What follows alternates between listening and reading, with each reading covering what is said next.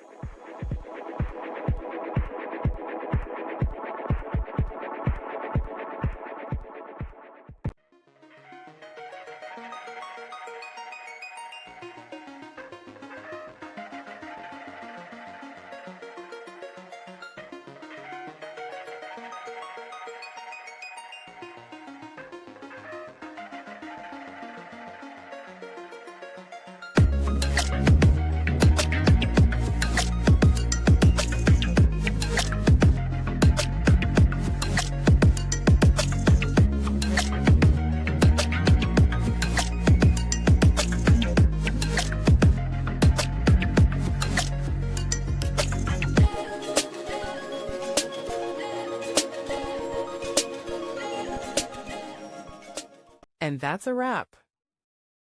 I hope you found the answer you were looking for. If you did, take a second to hit that subscribe button. It really helps out.